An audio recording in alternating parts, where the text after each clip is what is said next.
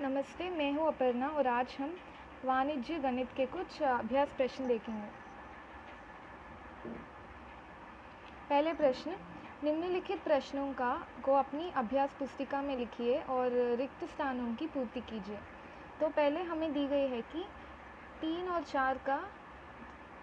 का 4 से अनुपात करने की हमें लिखनी चाहिए, तो उसकी आंसर होगी 3:4। हमें रेशियो जैसे लिखनी चाहिए, 3 का 4 से अनुपात होगी 3:4। उसी तरह 5 का 3 से अनुपात होगी 5:3 और 2 को 7 से अनुपात होगी 2:7 और 4 का 7 से अनुपात होगी 4:7। अब अगली प्रश्न, अनुपात में व्यक्त कीजिए। 2 किलोग्राम का 500 ग्राम से। अगर पहले हमें ये जाननी चाहिए कि अगर हम किसी का अनुपात करें तो हमें उन दोनों नंबर्स को एक ही वैल्यू में लिखनी चाहिए। तो पहली वैल्यू 2 किलोग्राम में है, तो इसको हमें ग्राम से कन्वर्ट करेंगे। तो 2 किलोग्राम का मतलब होता है 2000 ग्राम, क्योंकि 1 किलोग्राम में 1000 ग्राम्स है, तो 2 किलोग्राम में होगी 2000 ग्राम्स। और 500 ग्राम, तो हम 2000:500 लिखेंगे, यानी 4:1। अगली प्रश्न में 5 का 12 से। उत्तर होगी 5:12 और 13 को 75 से लिखने की उत्तर होगी 13:75 और 108 का 125 से करने से हमें आंसर होगी 108:125। अब अगली प्रश्न, निम्नांकित तालिका को अपनी अभ्यास पुस्तिका में लिखिए और रमेश तथा सीमा के प्रत्येक विषय के प्राप्त अंकों का अनुपात में लिखिए।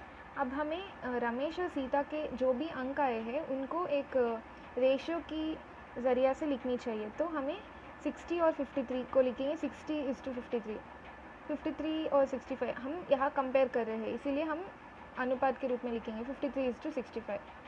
75 और 62 को लिखेंगे 75:62। उसी तरह 48 और 55 को लिखेंगे 48:55 और 63 और 71 को लिखेंगे 63:71।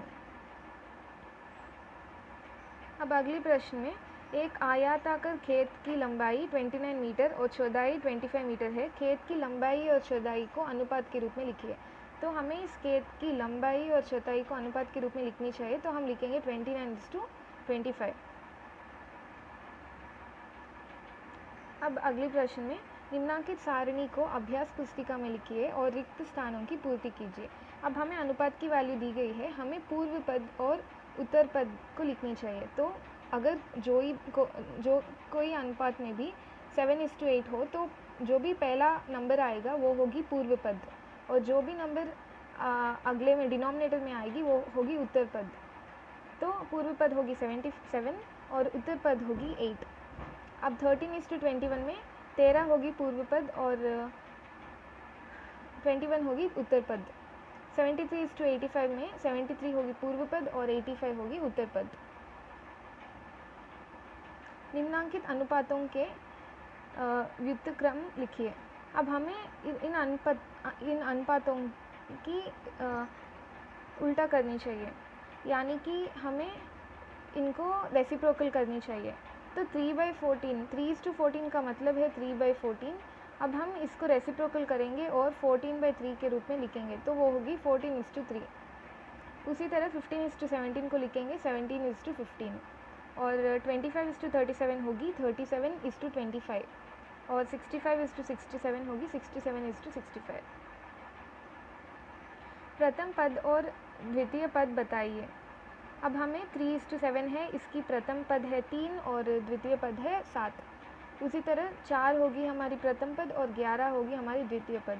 13:27 में 13 हमारी प्रथम पद होगी और 27 हमारी द्वितीय पद होगी। धन्यवाद।